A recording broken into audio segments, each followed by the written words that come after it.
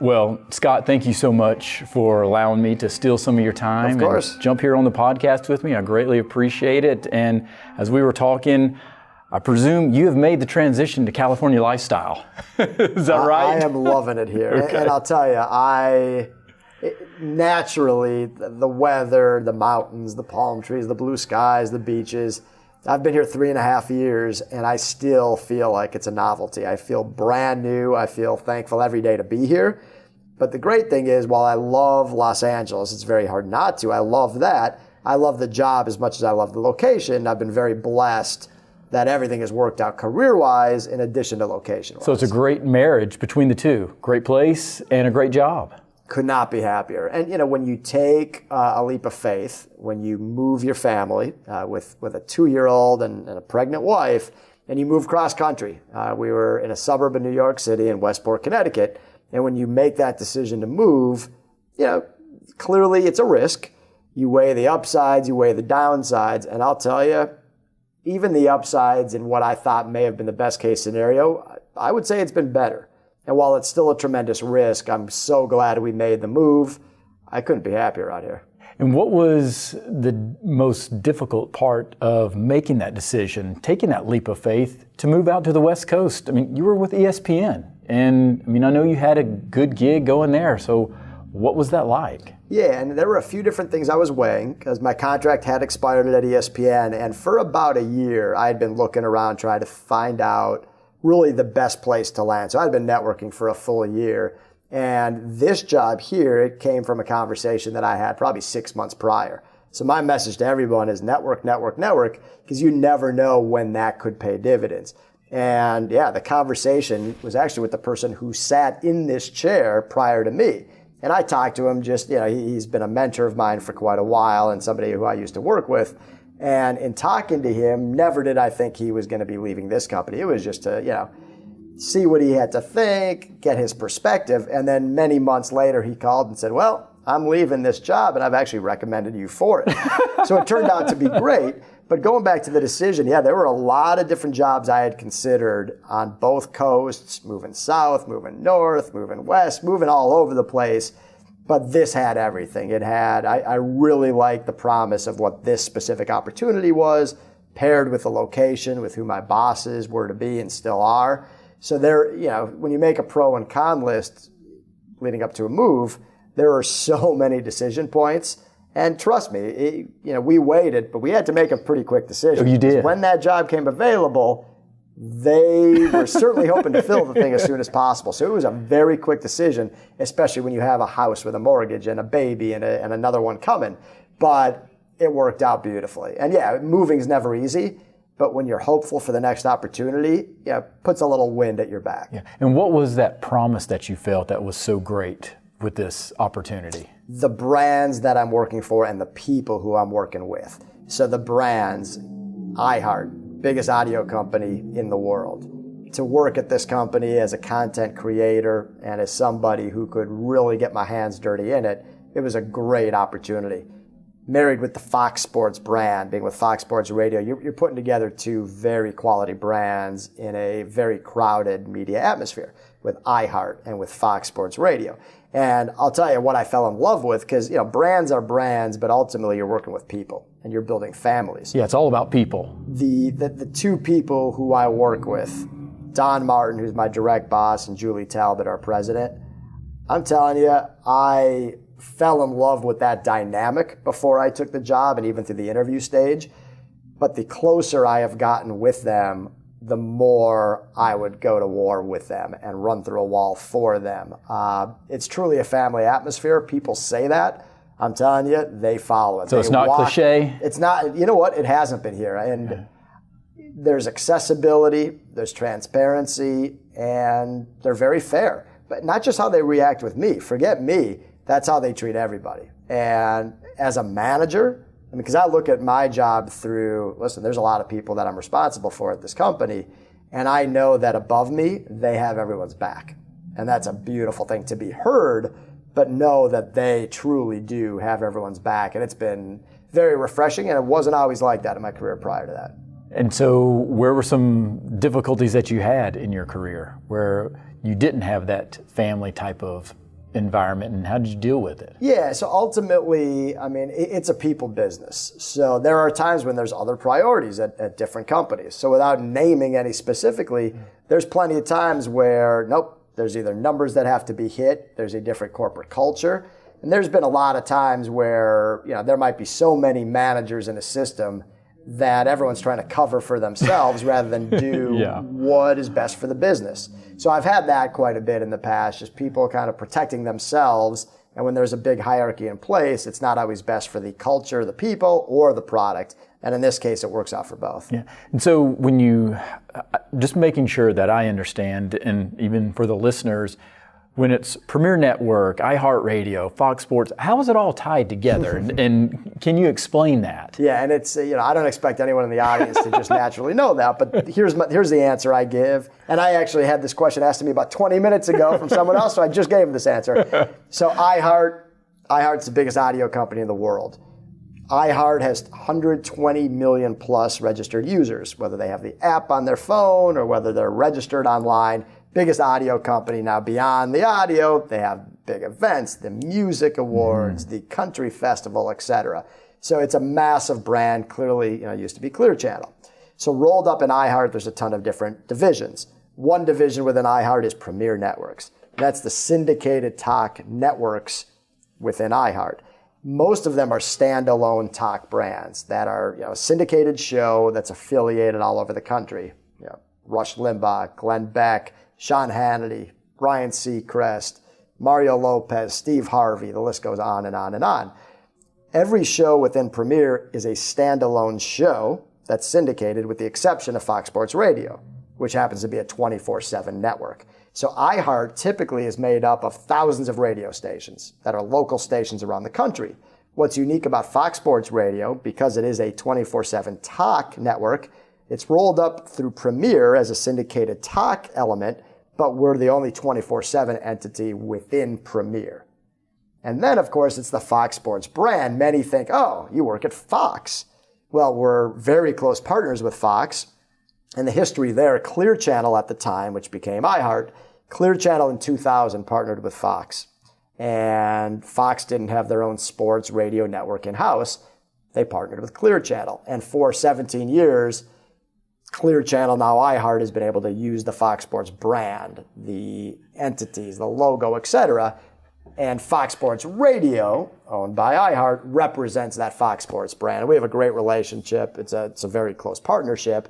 And we're able to utilize the brand powers of both iHeart and all of the resources that iHeart has with that Fox Sports brand, which in sports is, it's a huge name. Yes. Yeah, huge name. So now, before all of this happened, before your position now, was radio something growing up that you always wanted to be in? I've been an avid fan ever since I was young. And I grew up in Minneapolis, and KFan in Minneapolis is a very strong station. It puts up, just insane shares. But I grew up a sports fan, first and foremost. I was lucky to go to a lot of games as a kid, and I couldn't get... I'd go to the games, but constantly all I wanted was a reaction. And I was a big media follower, whether it was all the local news stations talking about the sports teams, sports talk radio. So I always knew I wanted to work in it. I didn't know necessarily in what capacity, but I always wanted to touch it and be in it. And I went to Emory University in Atlanta, majored in business, and minored in journalism because I knew I always wanted to kind of touch the business side of this industry, of the media entertainment industry, and specifically the sports piece of that. So I wanted to have that writing background, but I wanted to have that business sense because ultimately I wanted to work on the business side of this industry. And somehow through a long, strange path, I found my way here. I'm not necessarily utilizing everything that I learned, discreetly in college, but I'll tell you, with that writing background, with the business knowledge, I think everything in the background has kind of led into, having the knowledge to do this job and do it well. Yeah. So it's been a crazy journey, but it's been very fulfilling. Yeah. Well, you've lived in basically every corner of the country, right? Minneapolis, Atlanta, up to New York, Connecticut, and then out here, obviously. Yeah.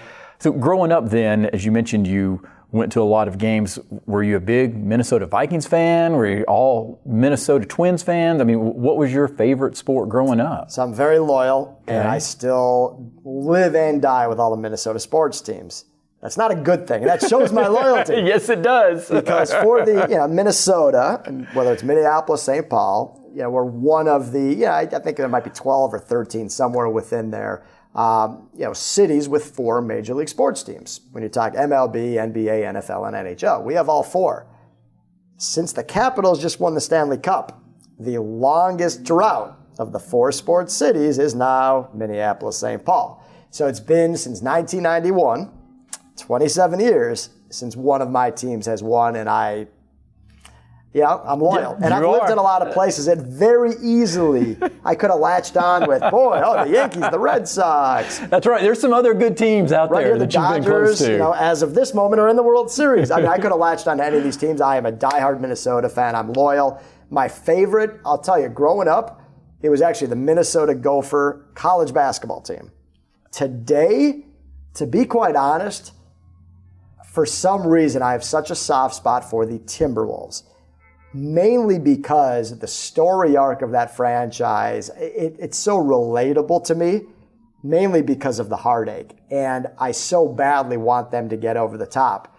So this organization, not many people realize this when you break it down. This is their 30th year, okay? So they've had 29 complete seasons.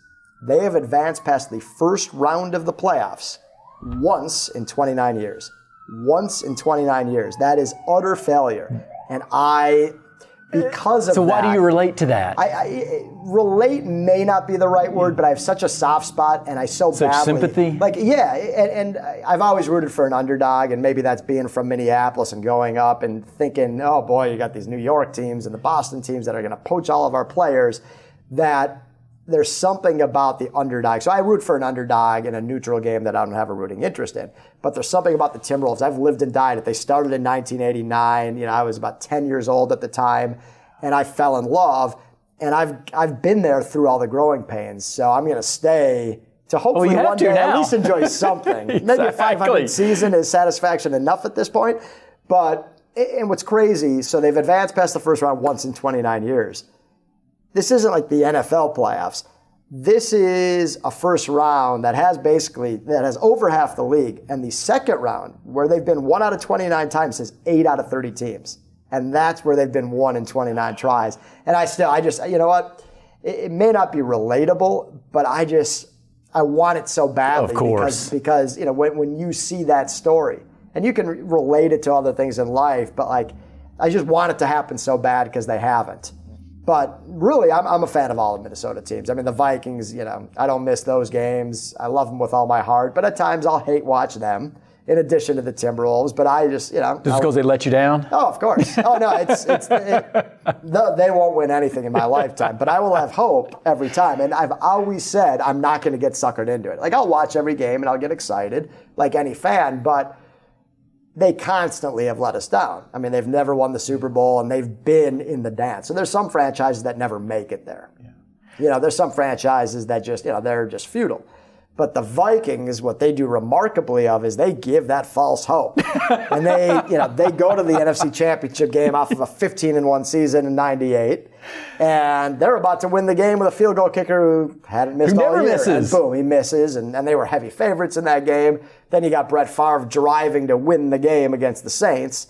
And, of course, he throws across his body. It's an interception when he could have just probably tiptoed to get a first down. So it's false hope. And I keep promising myself that I'm not going to, I'm just not going to let my emotions get the best of me. And sure enough, last year there was a miracle in Minneapolis. And you're the right Vikings, back in it. Saints. And what do I do right after that game? I buy a ticket from Los Angeles to Philadelphia and go to Philadelphia. The worst place to witness a game as an opposing fan. And I go and I step into that environment, and we know what happened in that game. I'm not sure if I can ever step foot into that city again. It's where my wife went to college, but I don't think I can ever go to Philadelphia again. I am scarred forever, and I told myself I wouldn't buy in and get strung along, and there I wind up in Philadelphia thinking my life was going to end just because I was wearing the color purple. Of course. But that's sports, though. It just sucks us back in, right? The drama is incredible. It does. Yeah, and it's real. And this took a miracle. And I mean, listen, That's I was right. going to watch the game. I was, going to be avidly rooting. And trust me, if they lost that game to the Saints, it would have been one of the more depressing moments of my life. But yeah, they win. I buy a ticket to Philly, and yeah, I mean, and I'm sure something may happen this year, and I'll get strung along again. Of course, so. Like I said, that is what draws us back into sports. How did you get though from Minneapolis to Atlanta? Because most people, when they're in Minneapolis, it seems to me that they're very loyal to the state, yes. and they stay there. So why Atlanta? And why Emory? And you're right about the loyalty. So I applied to a bunch of colleges, most on the East Coast, a lot of liberal arts schools, and I was just looking for the best possible education. And I wasn't going to stay in Minnesota for college. That I knew. Now, I was very open to moving back after. I mean, I love Minneapolis. I love the city. The entertainment is great. There's many good restaurants. It's a great city. But I knew I was going to go out for college. I was down to two schools, Michigan and Emory. And they couldn't be any more different. One is a cold Midwestern, Big Ten, football, basketball school. And then you have this liberal arts college that's small, very well documented how great the education was. It was a top 10 school at the time in the Harvard Business Review. However they rank colleges, I don't know, but it was. So it was a very hot school at the time and really moving up the academic charts. But it's not a big sports school. Not at all. Not a big sports school at all. So I applied, just regular decision. And prior to finding out whether I got in or not, I was set to go to Michigan. I had visited. I knew which dorm I was going to be in. I had a Michigan hat, a Michigan polo, Michigan shorts, Michigan sandals. I was going to Michigan. It was set. And I get something in the mail in early March saying that I was admitted to Emory University. And I figured, hey, it's supposed to be a good school. I've heard good things about it. Let's just book a trip and go down there. And I went in mid-March, and it's freezing still in Minneapolis at the time. And I go down there. It's 80 degrees. There were people suntanning on their lawns of their fraternity, literally suntanning in bikinis. People are playing outdoors, and the campus looks like a country club. I mean, it's a country club. It's very nice. And I go down there, and within 2 hours, given that I was allowed to actually go to the school I was admitted, all right, this is where I'm going. Now, the sports part of it hurt. Trust me, it did. I had a Big Had to Ten be school. since you were a big sports guy. In Michigan, that's a big time historical sports program. Of course. I'll tell you, if Emory wasn't so close to all of the major league sport teams in Atlanta, if it wasn't attached to a city, there's no way I could have done it. If it was in a remote location, 3 hours removed from a major city, not a chance. But the fact that it was in such a cosmopolitan area, knowing that I could go to Hawk games, Brave games, Falcons games, which I did, Thrasher games at the time. I went to all of those. So I felt like I was still in a major league city, despite not having the college athletics. Of course, and I loved it. My brother and sister followed me to Emory. Oh, wow. Yeah. Now, how much younger were they? Brother 2 years younger, sister 6 years younger than me, 4 years younger than my brother. Okay, so you were there when your brother was there Yes. then, but not your sister, Correct. obviously. I just graduated when she started, but yeah, it was great to have my brother come down 2 years after me. But now you were still living in Atlanta then, I presume, when your sister came down there? Because now you make the transition into 790 The Zone. Is that where you first go? Believe it or not, my first job right out of college was actually at ESPN. So I graduated from Emory, moved up to Connecticut, did entry-level TV at ESPN. So I was putting the highlights together for SportsCenter and for NFL Live, Baseball Tonight, all those shows. So it was an entry-level production job. Did that for about a year and a half, and then got recruited to go back to Atlanta to then work at 790. Okay. I just think it's fascinating that it's such a small world in terms of 790 The Zone. When I was in Atlanta, that's what I listened to. Nice. Mayhem in the AM. I know it very well. I love that show. I love that station. It pains me that it doesn't exist anymore. And I'll be back down there this year for the Super Bowl. And it will bring back so many good memories. And I'm going to want to turn on 790 and hear my guys. Now, they're all still there just on other stations. Exactly. But yeah, it pains me because I love those people. And I love the fabric of that station and the family atmosphere there. And it's so different than a corporate culture. I mean, I went from there to ESPN. They couldn't be any more different. But I love the blood and guts and the people that made up 790 The Zone. That's why, it's hard to leave ESPN. I left ESPN to go work for them back in Atlanta, and my God, did I love it. And what do you like more when you did a little bit of the TV side versus the radio side? Are you just a radio guy? Well, I enjoy the radio side more because it allows personalities to be personalities. It's not reading a teleprompter and being plastic and speaking in a very, very short window. Like oftentimes, you're literally put in a box on TV and you can't necessarily be yourself. Where with radio, you can be intimate. You can be a storyteller. And I really think the audience feels, when they're listening to a compelling personality on the radio, they feel like they know them. And the host will never have met them. But you feel like you know somebody because radio is such an intimate medium that you can't achieve with others. Yeah, it's interesting you say that because I remember growing up watching Dan Patrick on ESPN. Sure. And I didn't know he had a radio show.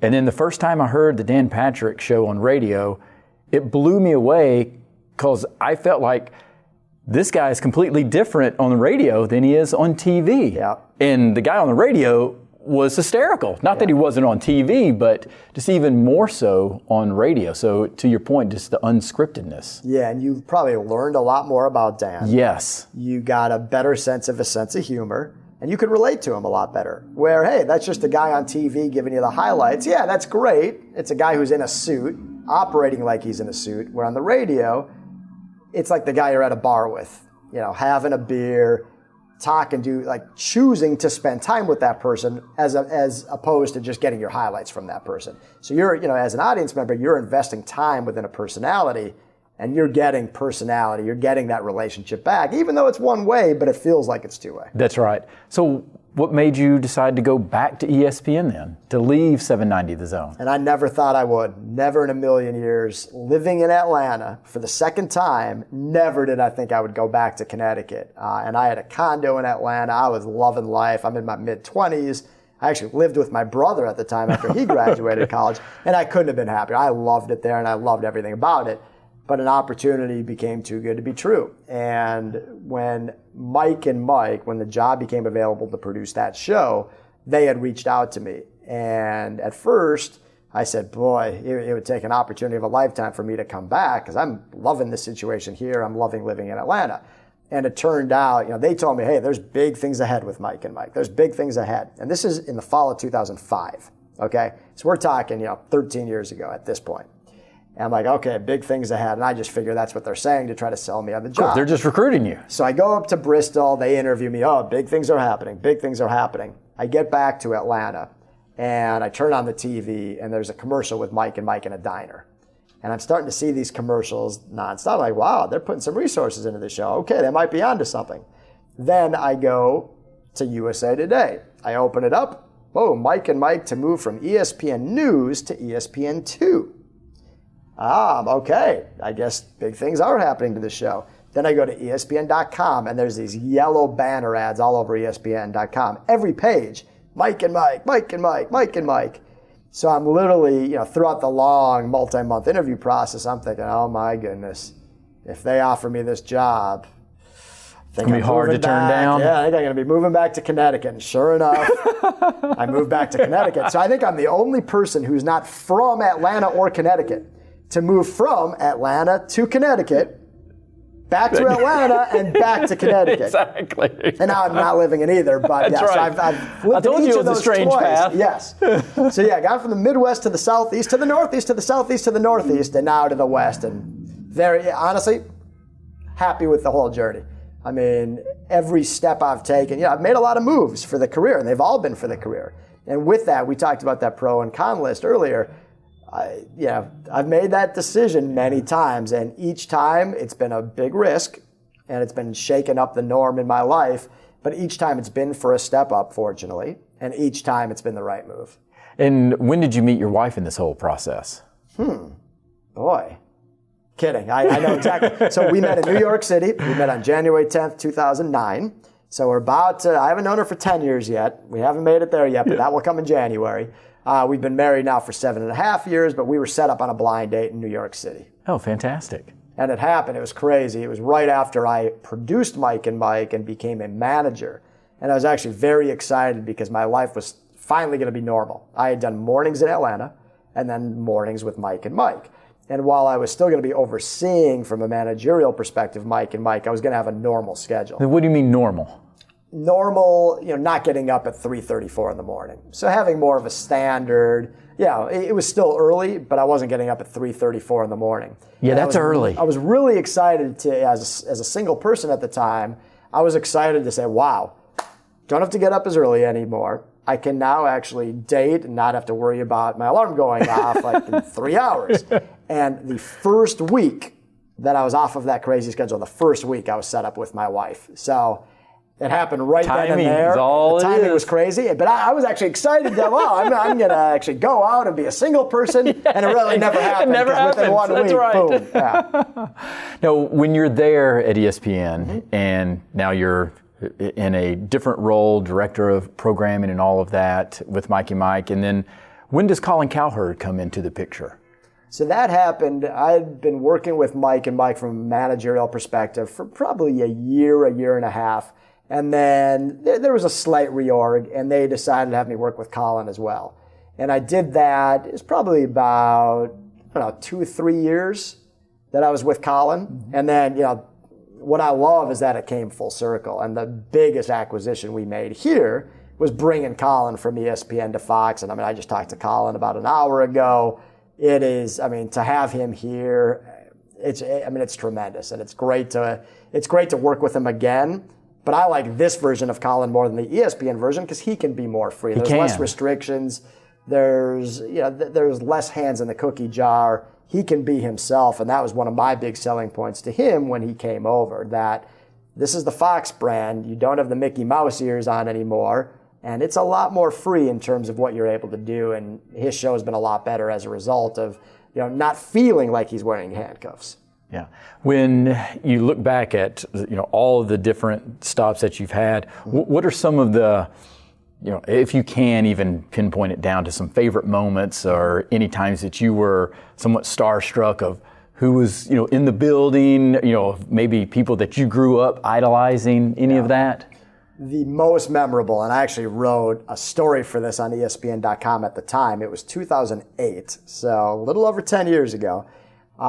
There was a period of time in July of that year where it was the last All-Star game at Yankee Stadium, the old Yankee Stadium. So Mike and Mike played in the celebrity game, so I was down there with them and just loads of celebrities playing in a softball game at Yankee Stadium. And Yeah, I'm down in the dugout in the locker room on the field. That doesn't happen every day. No, it was incredible. And that week we did our shows on Monday and Tuesday of that week from Grand Central Station. And we had just incredible guests that came by. And we're in Grand Central doing a show. It was remarkable. On Wednesday of that week, we did a Jimmy V telethon where we raised a ton of money for cancer research. And it's such a special day when you're at that company and you raise so much money for cancer. And then the next day we went to the White House. And that's, the true highlight of all of it. Because I've done a lot of very cool sports things. But it was President Bush's last year, and he did a softball game for children, and it was really a fundraiser for children and for athletics, etc. So he did this softball game, and Mike were two of the voices that were announcing to the crowd there this softball game. But with that came a tour of the Oval Office, an opportunity to meet the president while he was outgoing, because that was leading into the election where Obama got elected for the first time. And then Kenny Chesney did a concert in the Rose Garden of the White House. And we're sitting there, there's probably like 70 people, and you're sitting in the Rose Garden of the White House with Kenny Chesney playing a little private concert. So, that week, for that all to happen, it had to be raising surreal. money for cancer, you go to the White House, you're doing shows from Grand Central, you're on the field with all these celebrities at the old Yankee Stadium as the stadium is, going to be demolished for the new one. That alone, that was the most crazy week of my life, and it's something I'll never forget. Yeah. Now, did you ever have any thoughts of you being on the air? When I was real young, but I felt, and I developed this thought pretty early, I always thought the chances to succeed were going to be better behind the scenes. So therefore, I went all in on that. And I think there's a lot of people that kind of straddled both. They may have come in as producers, but they wanted to be on the air. And it's worked out for some of those people. But for some, they were kind of doing both, and it may not have worked out. But I just figured, all right, what I'm going to do? I'm going to really do well at this. I'm going to bust my rear end. And rather than, dabble in that, I'm going to go after this. And I'm real happy I did. And it's not for everybody. Just all in one side. Yeah. And at the time it was being a producer and then, gearing up towards being a manager. Being a manager is not for everybody, but being on the air is not for everybody either. But I never thought deep down that seriously about approaching that because I fell in love with what I was doing behind the scenes. And that really happened in Atlanta at 790, where I may have had those thoughts from a younger age. And I thought, you know what? No, I love producing. I want to do this. I want to ride this wave.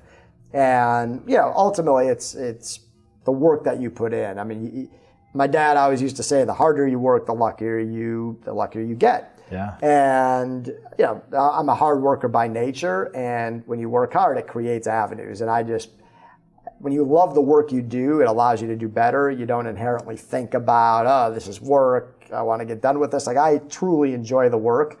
I would likely be consuming the content if I wasn't working in it. And that's the beauty of it. So of course. To me, it's, hey, I get to listen to this, but I also get to work with these people and grow it and be creative and build something special.